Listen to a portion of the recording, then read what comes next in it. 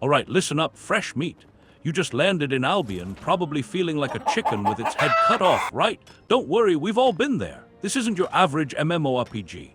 This is Albion Online, where every swing of your pickaxe, every chop of your axe, and every fish you reel in matters. And speaking of fishing, I've got a pro tip that'll have you swimming in silver. Ah, shit. Here we go again. So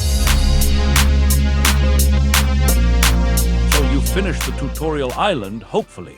If you skipped it, Come on now, dawg. Come on, man. well, you shouldn't have. Seriously, it teaches you the absolute basics. Here is a quick montage of the tutorial.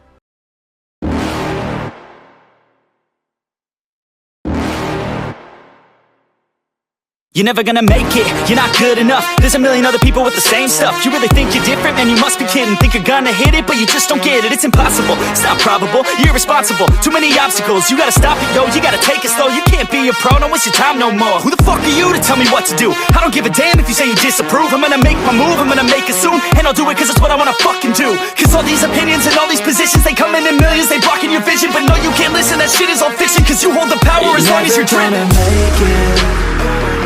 There's no way that you make it. And maybe you can fake it, but you're never gonna make it. Aren't you just gonna take that? Make them take it all back. Don't tell me you believe that. Aren't you just gonna take that? So you have to choose one of the cross zones, step cross, mountain cross, etc. as your starter city. Your first instinct might be to just run wildly, but hold up. Your main goal is to reach one of the 5 major royal cities, Martlock, Lyndhurst, Bridgewatch, Fort Sterling, or Thetford. These are your safe havens, your trading hubs, and where your journey truly begins. Don't worry about the Outlands or those scary red and black zones yet. We're building foundation. Once you're in a city, find the marketplace. And listen, this is crucial. You do not sell to NPCs in Albion. You sell to other players via buy and sell orders. Undercutting by 1 silver is a time-honored tradition. Get used to it. Also, you have a bank in each city which you can stash your loot in. But remember, each bank is tied to that specific city, meaning you do not have access to it from anywhere else. Now, after the tutorial, you're given a choice. Which starter city? This isn't just a cosmetic decision. It dictates your immediate access to resources, refining bonuses, each city's unique faction and corresponding outland portal. The Royal Continent has 5 main cities, each tied to a specific biome and its primary resources. And yes, Caerleon is the central hub, but we'll get to that in another video. First up, Lyndhurst. This is your forest city. If you're looking to chop down trees, Lyndhurst is your spot. Its primary resource is wood, followed by hide and then stone.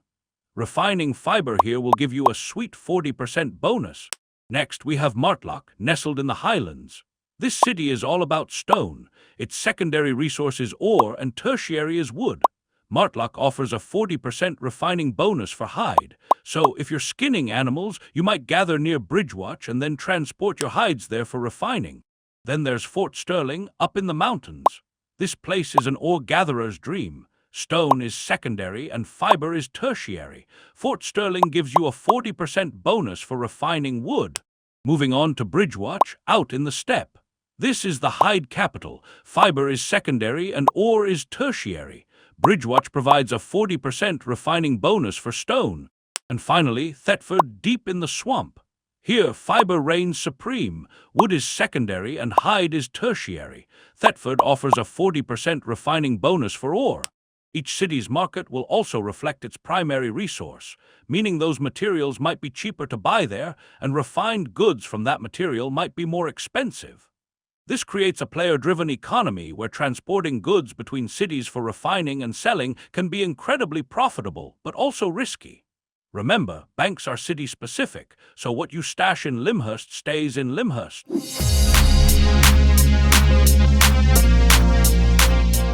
Each starter city has its own corresponding main city, and with that comes its unique faction. Factions bring flavor and strategy to the Royal Continent. Each of the 6 cities, Thetford, Fort Sterling, Lyndhurst, Martlock, Bridgewatch, and Caerleon, hosts its own faction. Just ignore Caerleon for now. These factions, they're not just banners to wave. These groups offer unique crests, capes, city hearts, and mounts that can shape your adventure. Crests and capes. Every faction has its own crest, earned through faction points, which you can craft into a cape. These capes aren't just for swagger, they pack spells that give you an edge. Picture the Bridgewatch cape whipping up a sandstorm to slow foes, or the Fort Sterling cape shrugging off stuns like a mountain. Your faction standing dictates the quality of crests you can snag, so sticking around pays. If you want to learn more about cape in greater detail, I have an in-depth guide on my channel about them. Check it out or search Capes by ZefulBlocks on YouTube. It should be the top result. Alright, settle in because we're not just scratching the surface today. We are going deep. You've asked for it, and let's be honest, the sheer number... City hearts. Each city produces its own heart, a resource you can trade or use in risky trade missions. Smuggle a Thetford heart to a rival outpost and back, and you'll pocket rewards if you don't get ambushed. These hearts also fuel crafting faction gear, making them hot commodities on the marketplace. Mounts. Faction mounts are where it gets wild. Raise a swamp salamander cub in Thetford for a slippery ride, or tame a grey wolf pup in Caerleon for a fierce companion. Each mount has abilities tied to its faction's vibe, speed, strength, or stealth, making them more than just transport. From flashy capes to heart-pounding missions and loyal steeds, Albion's factions offer endless ways to play your way. Pick a side, but don't get too comfy. Betrayal's always on the table, but keep in mind that there is a penalty for faction standing transfer when you relocate your loyalty. If you find this guide helpful and you want more no-nonsense Albion content, hit that subscribe button. Seriously, it helps the channel grow, and if you're feeling extra generous, there's a direct donation link in the pinned comment below. Every bit helps me keep these guides coming. Now, back to business.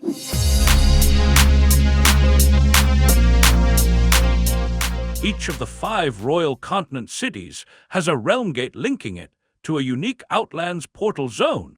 Thetford, swamps in the east, fiber galore. Fort Sterling, snowy northern peaks loaded with ore. Limhurst, western forests, a woodcutter's dream. Martlock, southern mountains, stone-rich and tough. Bridgewatch, central deserts brimming with hide. Caerleon, no portal here, it's the central hub leaving the action to the others. Here's the deal, step through a realm gate and you're bound to that city's portal. To return to the Royal Continent, you'll use that same gate unless you switch it up. How, you may ask? Well, there are 3 ways. Wait 7 days, unbind, and pick a new realm gate. Trek through the Outlands to another portal zone and exit there. New binding done. Brave the chaotic roads of Avalon for a risky shortcut to rebind. Each portal opens up a path to unique black zones with killer resources and guild turf. Pick one that fits your vibe, gathering, fighting, or exploring.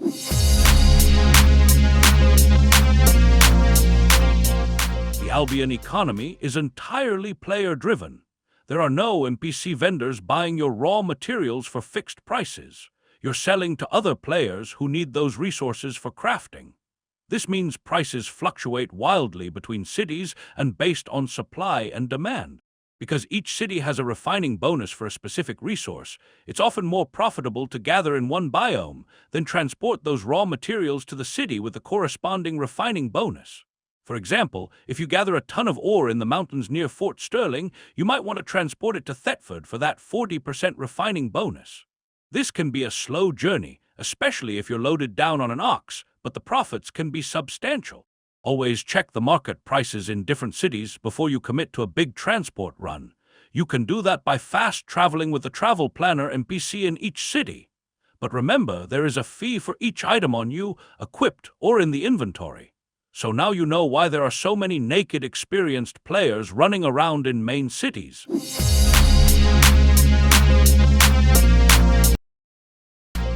Alright, remember that fishing tip I promised? Here it is, always use bait. Okay, I'm kidding, of course you knew that. Now to the real tip. The best fishing spots are in the roads of Avalon. Get an ox and get in there. The most expensive fish are the snapper, which you'll find here. Also, you've watched this long into the video, so I've got some bonuses for you as well. Unlike other gatherings that can use tomes to level up, fishing is unique. By eating the fish, you also learn fishing. Crazy, right? I suggest eating low-tier fish you catch to get to level 8 rod faster. Also, a piece of history, shark used to be 1 million silver because no one knew where to catch it. So where was it, you may ask? In a small spot in each starter city, which no one goes back to, and also it was botted like crazy, so not that easy to catch. So there you have it, a beginner's blueprint to getting started in Albion Online. Choose your city wisely, understand your biomes, take advantage of the bonuses, and don't forget that your loyalty lies with your faction. The world of Albion is vast, and the Foundations and Rogue Frontier updates have only added more depth and opportunities. Now get out there, engage in bandit assault, and start making your mark.